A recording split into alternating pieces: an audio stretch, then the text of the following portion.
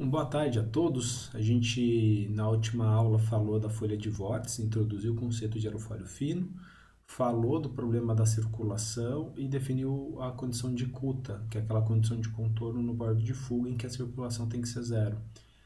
Com o conceito da folha de vórtice, hoje a gente avança para o que é o aerofólio simétrico, né? Ou, no caso do aerofólio fino, a gente chama de placa plana.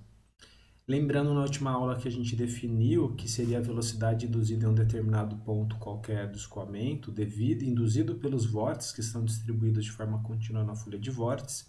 Agora a gente vai fazer essa folha de vórtice horizontal em cima do eixo X e vamos calcular a condição de contorno de não penetrabilidade, ou seja, aquela condição de contorno em que a velocidade é sempre tangente a folha a um ponto, né, no caso do nosso da folha de vórtice, e essa condição de contorno vai ser aplicada então nessa superfície que fica no eixo X.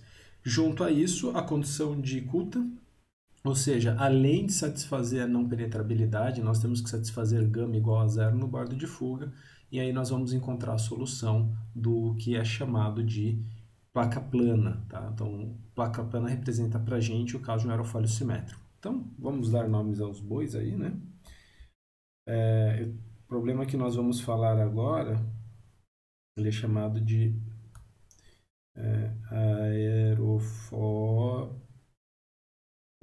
fino simétrico. Por que aerofólio fino simétrico? Tá? Quando a gente fala que o aerofólio ele é simétrico, a gente diz que a superfície, o extradorso e o intradorso são iguais. Apesar de que o meu desenho não ficou muito simétrico, vou tentar desenhar melhor de novo. Está um pouco melhor, mas o aerofólio fino simétrico ele vai ser representado pela linha de arqueamento, que no caso do aerofólio simétrico, como o extradorso e o intradorso são iguais, a média dos dois dá uma linha horizontal, que está na linha de corda, né? Visto que esse aerofólio tem uma certa corda C.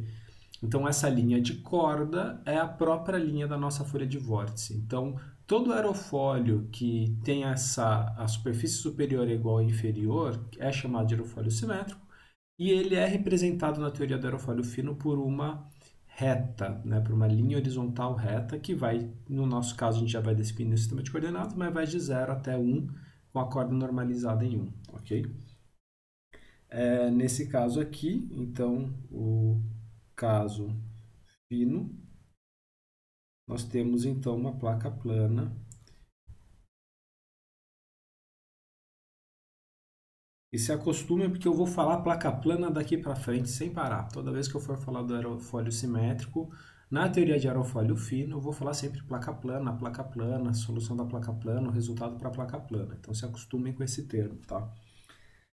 Qual que foi a condição de contorno nossa, né? Então, a condição de contorno, ela vai ser representada aqui por nós pela componente normal à nossa folha de vórtice, que é o nosso aerofólio, a nossa superfície sólida, tá? Então, a gente viu que o problema da separação do problema, o extradorso e o intradorso recebem a condição de não penetrabilidade, né?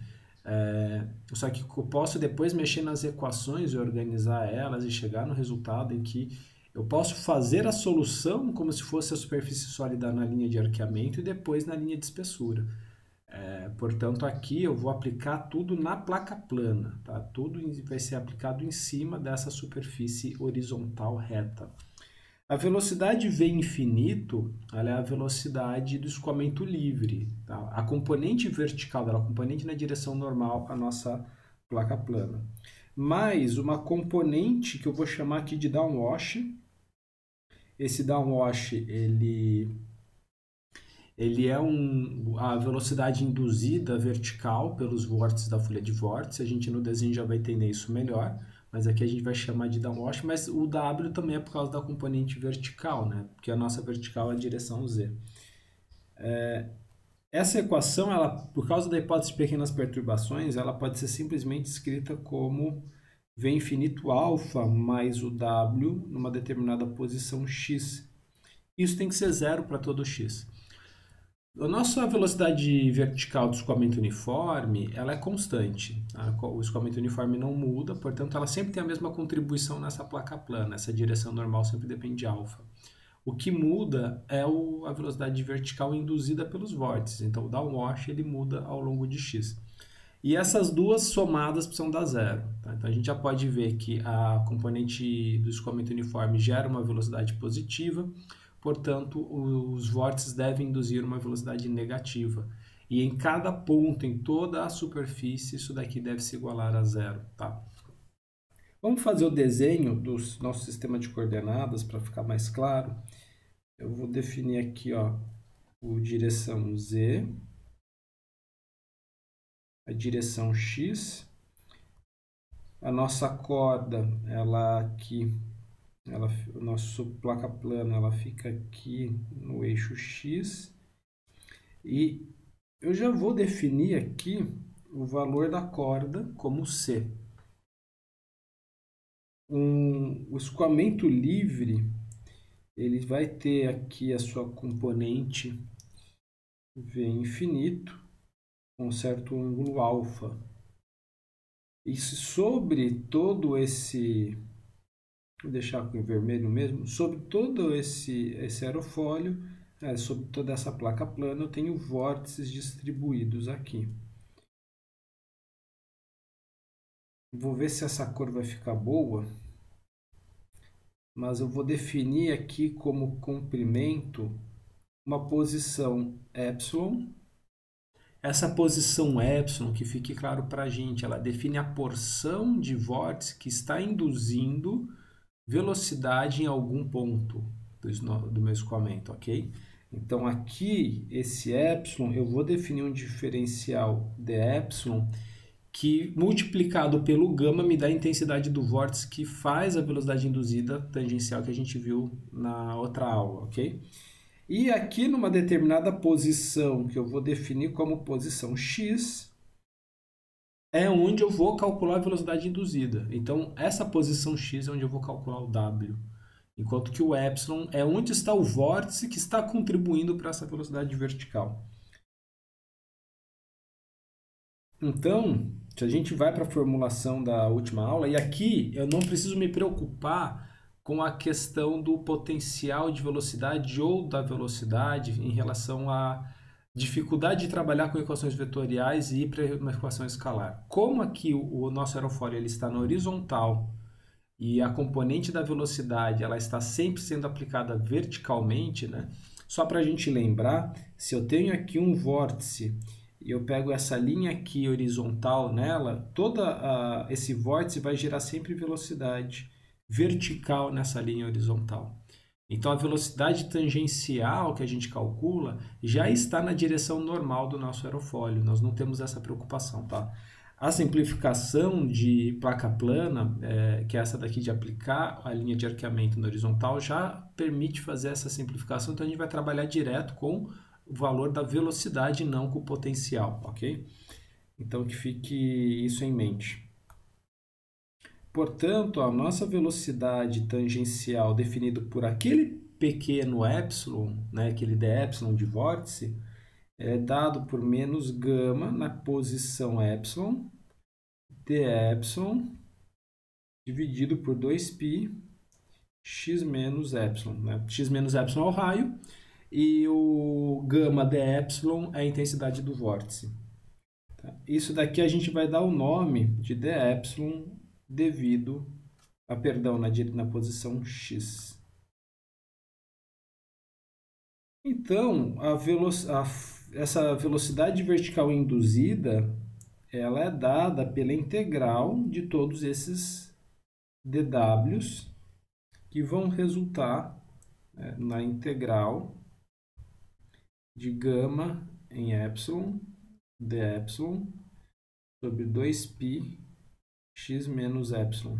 Tá? Isso daqui é o valor da velocidade induzida. Aplicando a condição de contorno, que é a condição que a gente tem aqui, ó. Aplicando essa condição de contorno aqui, com essa velocidade w, nós chegamos simplesmente aqui, menos 1 sobre 2π, integral de 0 até a borda de fuga, né, de gama de epsilon depsilon sobre x menos epsilon. Isso daqui tem que ser igual perdão, aqui não tem o valor negativo. Isso aqui tem que ser igual a velocidade no infinito vezes o ângulo de ataque. Tá? Espero que esteja clara essa parte, tá? Porque essa equação ela tem solução analítica, essa integral, mas ela é uma solução difícil de obter. O que a gente vai apresentar aqui, em vez de fazer toda a demonstração da solução, a gente vai chegar na solução em uma transformada de variáveis que vai ser muito útil para a gente daqui para frente, tá?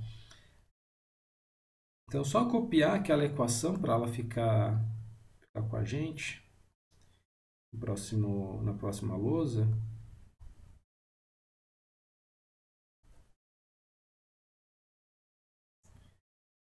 Para poder resolver essa equação, a gente vai fazer uma transformada trigonométrica. Então, qual que vai ser a transformada?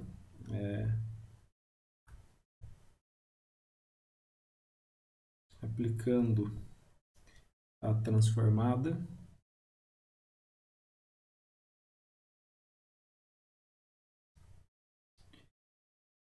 eu uso a coordenada x como metade da corda, que multiplica 1 menos cosseno de θ0. Então, θ0, perdão, eu vou inverter isso daqui para ficar mais fácil no futuro. Então, a variável θ define para mim a posição x, a posição onde eu estou calculando a velocidade e a condição de contorno, tá? O epsilon vai ser definido por c sobre 2, 1 menos cosseno de θ0. Tá? Então, todo o valor θ0, toda a variável θ0 está relacionada à posição do vórtice infinitesimal que está induzindo uma velocidade. E, derivando esse cara aqui, o depsilon, vai ser 1 sobre 2 seno θ0 de θ0. Beleza? Ficou claro? Aqui a gente só está fazendo as trocas de variáveis para substituir na integral e da integral poder obter uma solução mais simples, mas ela vai ser em função de θ. E daqui para frente, inclusive quando a gente trabalhar com arqueamento, a gente vai usar essa transformada. Tá? A nossa integral, por causa disso, só fazer uma coisa antes, para vocês visualizarem bem o que é essa transformada. Tá? E essa transformada, ela não é polar, ela não é nada disso, não é uma troca de sistema de coordenadas, que geralmente se confunde isso. Ela é uma troca de variáveis, simplesmente uma questão matemática de técnica de integração. Esse carinha aí, ele é muito utilizado quando a gente vai fazer análises aerodinâmicas, principalmente computacionais, porque a variação do escoamento no bordo de ataque e no bordo de fuga são mais intensos. Então é muito comum a gente precisar ter malhas mais refinadas no bordo de ataque e bordo de fuga. E essa transformada de coordenadas para variações de θ uniforme fornecem variações de x que concentram no bordo de fuga e no bordo de ataque. Então, basicamente, se a gente pegasse aqui, sendo a corda, aqui a metade da corda, e eu aplicasse uma semicircunferência nessa geometria, tentando desenhar bem aqui um círculo.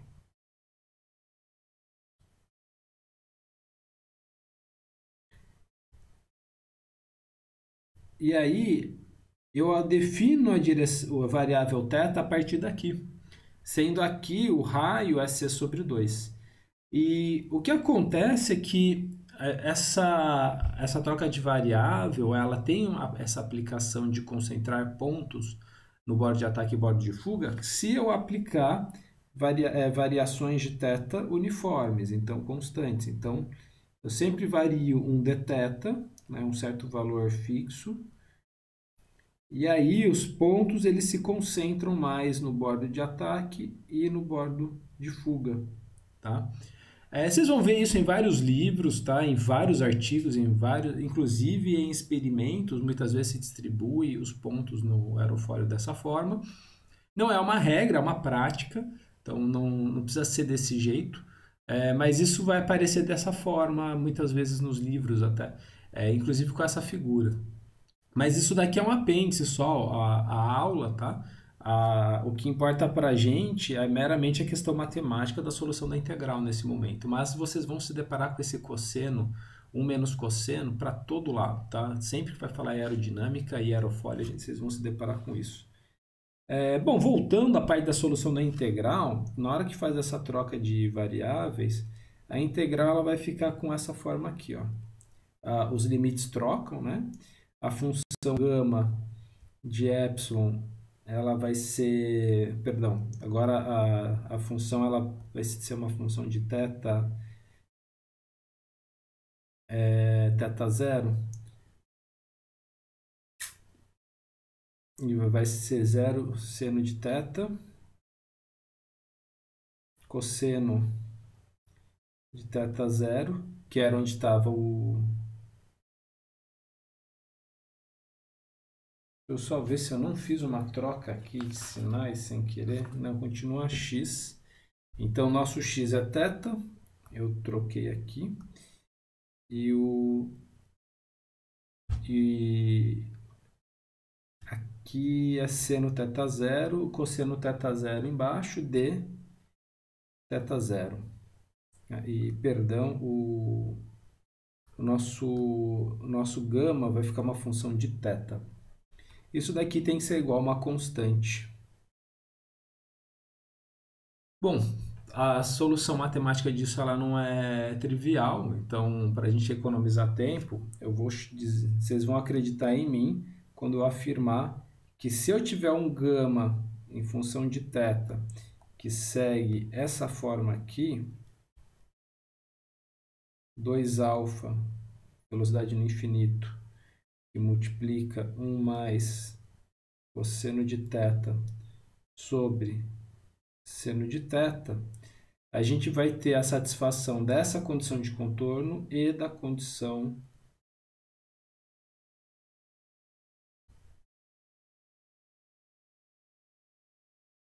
de cuta.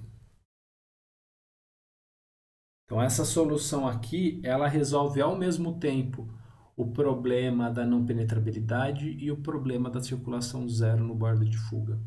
Isso que é legal dessa solução. A forma dessa solução ela é mais ou menos isso daqui. A distribuição de gama sendo a corda mais ou menos nessa região. Aqui é o gama em função de x, tá? Eu não estou fazendo aqui em função de θ, só para vocês visualizarem. Ela tem uma singularidade no valor da corda em x igual a zero. De onde sai essa singularidade? Desse seno aqui, ó. Esse seno de θ, quando θ é zero, x é zero, então vai para infinito essa solução. E aí ela tem uma suavização no meio e no final ela tem uma queda. Então tem uma forma mais ou menos assim, tá? A gente obviamente pode plotar isso daí no MATLAB, Maple, qualquer outro programa, no Excel, a gente pode brincar de fazer, vocês vão ver uma forma mais ou menos como essa. Isso significa o quê? Que a intensidade do vórtice no bordo de ataque são muito mais intensos do que no bordo de fuga. E no bordo de fuga, obviamente, lá no pontinho final, isso daqui, gama, trailing edge, é igual a zero. E ela vai caindo gradualmente até zero. Por que isso, né? Lembrem-se que lá no bordo de ataque o escoamento faz aquela curva de raio zero, né? Curvatura infinita. Então você precisa de um vórtice muito intenso para permitir que o escoamento faça essa volta. E por causa disso, né? Como você tem variações você tem vórtices gerando velocidade muito intensa, logo depois ela continua muito intensa também, mas lá no bordo de fuga a intensidade é menor e a influência dos vórtices lá do bordo de ataque são menores também. Então, você tem o escoamento que está indo para a direção esquerda, lá próximo ao bordo de ataque, depois da estagnação, e faz essa curva muito intensa. Então, você precisa de vórtices muito intensos para permitir o escoamento fazer essa curva. É uma singularidade, tá? Fisicamente isso não ocorre, mas existe sim, próximo ao bordo de ataque, picos de sucção quando a sustentação é grande, quando o ângulo de ataque é grande. Quando o ângulo de ataque é menor, esses picos são muito menores. E essa pressão, a pressão baixa da atmosférica, né, as baixas pressões são muito menos intensas do que a gente tem nessa solução do aerofólio fino. O que a gente também pode obter a partir dessa solução é a circulação total do aerofólio.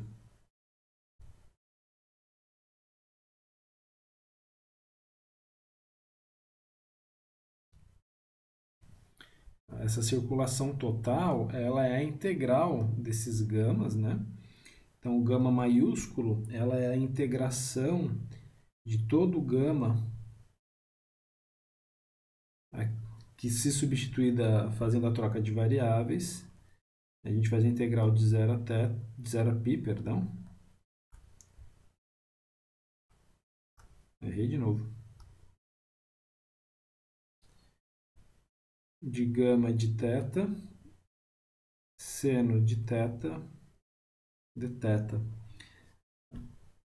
E o valor dessa integral, ela dá π vezes alfa, que é o ângulo de ataque, a corda, vezes velocidade no infinito. A solução no final é bem simples. Então, o que é interessante aqui, que é uma observação experimental, a gente nota isso, é que a intensidade da circulação e, portanto, da sustentação, ela é proporcional à corda do aerofólio e é proporcional ao ângulo de ataque. Então, a corda aqui representa para a gente a área. Então, aumentou a área, aumenta a sustentação. Isso daí a gente vê lá em mecânica dos fluidos, na teorema P de Buckingham e análise dimensional. Então, aumentou a área, proporcionalmente aumenta a sustentação, mas aumentou o ângulo de ataque, aumentou a sustentação também. Isso é importante. Isso a gente observa nas curvas experimentais de sustentação, né, em que o ângulo da sustentação ela tem essa faixa linear de comportamento, né? O valor de CL com alfa é linear nessa parte de baixo ângulo de ataque. Isso é importante a gente manter. Outra coisa importante a gente lembrar é que a gente pode aplicar o teorema de Kuta-Joukowski. Isso daqui a gente falou lá em escoamento potencial, na solução do cilindro, tá?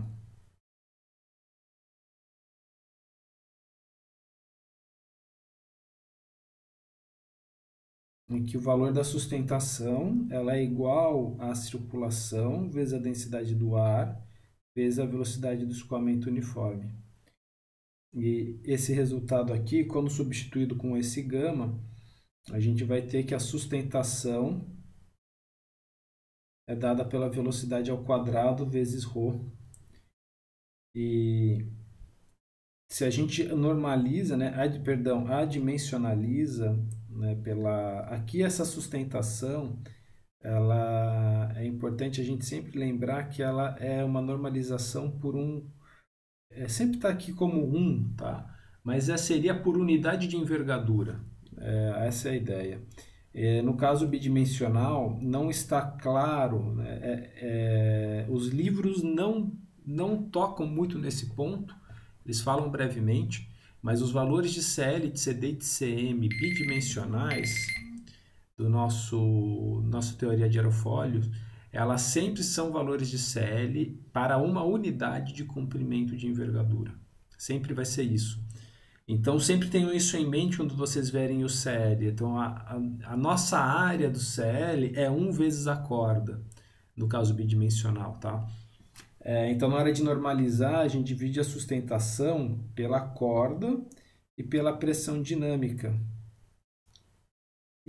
E a gente fizer essa normalização, a gente chega à conclusão de que a placa plana possui uma curva de CL que é igual a 2π vezes alfa.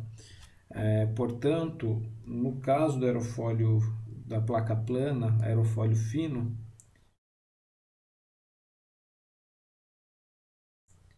A curva de CL, ela sai do zero, sai da origem.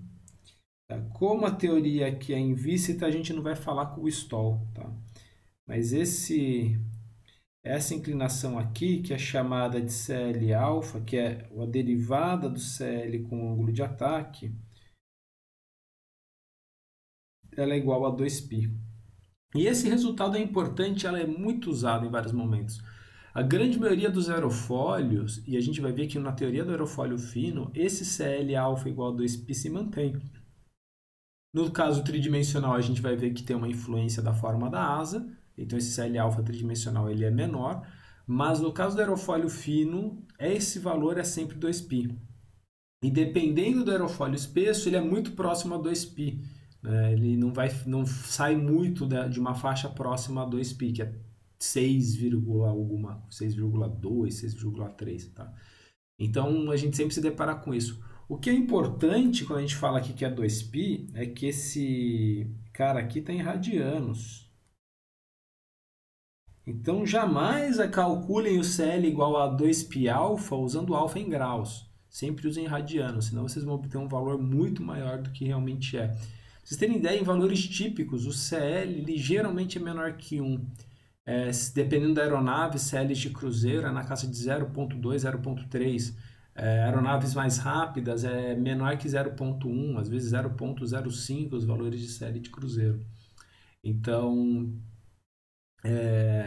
sempre tenham em mente essa ordem de grandeza quando vocês forem fazer as contas. Se o CL for maior do que 0,8, 0,9, desconfiem, porque a gente já está saindo da parte do comportamento linear para muitas asas e para muitos aerofólios. Tá? Bom, um outro valor, outro resultado importante, que aqui a gente fez o teorema de Kuta-Joukowski para obter a sustentação, mas é o momento de arfagem. Tá? Então, se vocês ainda não sabem o que é, então vamos detalhar aqui. Momento de arfagem. Em inglês chama pitching moment, que é o momento, o torque, o momento que surge na asa tentando jogar o nariz da aeronave para baixo. Tá? A gente vai calcular ele e a gente vai ver, inclusive, fazer duas definições aqui importantes. Mas esse torque, eu vou fazer o desenho de novo do nosso sistema de coordenadas. Aqui é a direção Z, aqui é a direção X. O nosso aerofólio está aqui com uma determinada corda. E aí eu vou considerar o meu pivô aqui na frente, no bordo de ataque, tá? Em x igual a 0. E a gente tem uma determinada posição aqui, vou chamar de novo de epsilon, tá? Mas eu não vou fazer todas as contas. Eu vou apenas apresentar para vocês numa determinada posição de epsilon em um diferencial. Nós temos aqui um valor de sustentação, que é um dl, né, que esse dl ele é definido pelo ρ, velocidade no infinito, gama de epsilon. Por quê? Por causa que sai do teorema de Kuta-Joukowski. Tá? Se a gente fecha uma determinada região lá, a circulação naquela região define a sustentação gerada naquela posição. Então ela é gerada por esse gama de epsilon. O braço dessa pequena sustentação é esse epsilon, né? Então o diferencial de momento, perdão, errei a cor aqui. O diferencial de momento em torno do leading edge, do bordo de ataque, é o epsilon vezes dl. E daqui, se a gente integra, já para apresentar o resultado aqui, a gente integra em toda a corda o epsilon, que vai multiplicar ρ v no infinito, gama em epsilon. Obviamente que a gente faz a transformada de variáveis, tá? Porque o gama a gente tem definido em θ, a gente troca o gama, utiliza o gama em θ e troca o epsilon para para corda sobre 2, 1 menos cosseno, e o dy a gente também faz a troca para corda sobre 2 seno de θ dθ. E o resultado dessa integral, ela vai ser a pressão dinâmica, corda ao quadrado, π vezes alfa sobre 2. E fazendo a dimensionalização, o nosso coeficiente de momento no bordo de ataque, com o pivô estando no bordo de ataque, é dado por menos π alfa sobre 2. O que quer dizer o menos? Tá? O menos para a gente é que ele está no sentido oposto ao eixo y. Então ele está no sentido anti-horário, está gerando momento nessa direção aqui. Tá? Essa é a direção negativa. Por essa ser a nossa direção negativa, perdão, eu acho que eu esqueci de incluir o menos aqui, ó. E o menos aqui, portanto, é da negativa. Isso significa que a asa sempre tenderá a jogar o nariz do avião para baixo. Então, isso não é ruim, mas precisa equilibrar o avião. Então, depois a gente vai citar mais para frente que o papel da empenagem horizontal do avião, além de estabilizar o avião, é equilibrar ele. É permitir que você tenha um torque que equilibre essa tendência ao nariz do avião baixar, por causa que a asa faz isso naturalmente, tá? Existem algumas asas que não fazem isso, a gente vai ver uma forma de aerofólio que limita esse torque e zera esse torque e permite equilíbrio de uma asa sem usar empenagem. São chamados aerofólios reflex. E a gente vai tratar isso nessa teoria de aerofólio fino. Porém, não é muito comum que a gente fale em torque em torno do bordo de ataque. A gente geralmente fala em relação a 1/4 da corda. Então, transformando esse cara para a posição C sobre 4, a gente tem que, transformando os momentos, a gente tem que o momento em 1/4 da corda tem que equilibrar com a sustentação.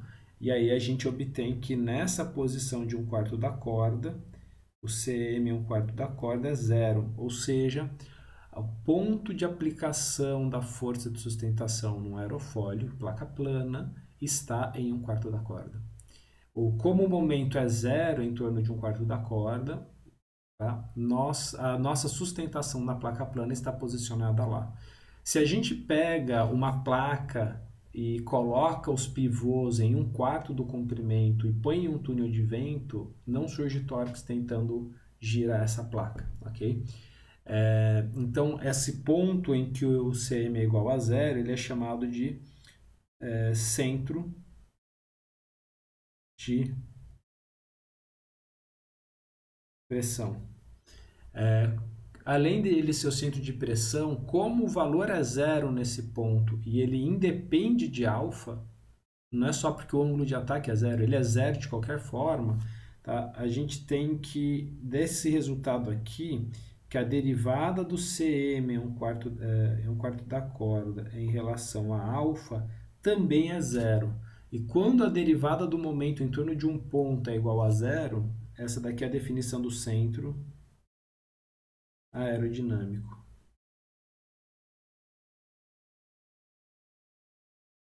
Eles nem sempre são os mesmos, tá? No caso da placa plana, eles são os mesmos. Então são dois conceitos importantes, a gente vai tratar de novo mais para frente. Só que sempre lembrar, ó, nós temos a definição do centro de pressão, aonde o momento é 0. Nós temos o conceito do centro aerodinâmico, aonde a derivada do momento é 0.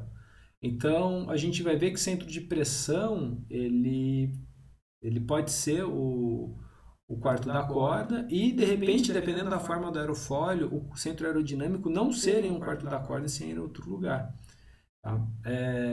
No final, como o resultado da placa plana define que o centro de pressão é em 1/4 da corda, e por causa disso a gente diz que a sustentação da placa plana até 1/4 da corda, é muito comum a gente sempre utilizar 1/4 da corda como ponto de aplicação da força de sustentação em todos os casos daqui para frente. É uma prática, é uma tradição, é um costume em aerodinâmica de aerofólios. Então a gente sempre vai falar que a sustentação está sendo aplicada em 1/4 da corda, e a gente vai ver ao longo de toda a disciplina essa suposição, tá? Bom, esse é o nossa aula de aerofólio fino simétrico, placa plana. A gente só usou escoamento potencial aqui. Na próxima aula a gente vai para o aerofólio arqueado, então essa forma que fica na superfície aqui, a gente vai na verdade usar, aqui fica na linha horizontal, a gente vai usar uma superfície, só que algumas hipóteses de pequenas perturbações vão ser aplicadas, então a gente vai manter muita coisa dessa formulação aqui. Então esse resultado aqui é a nossa base para ir para a parte de aerofólio arqueado. Aerofólio arqueado é que a superfície de arqueamento ela não está na horizontal, né? Ela tem uma forma abaulada arqueada, tá? É um arco, mas a gente vai ver várias formas aí que tem. Então, a nossa aula encerra por aqui e nos vemos no próximo vídeo, e qualquer coisa vocês me mandam um e-mail, tiram dúvidas. Eu vou organizar e enviar sugestões de exercícios, se bem que nos livros de aerodinâmica tem vários. Tá? Bons estudos para vocês e nos vemos na próxima.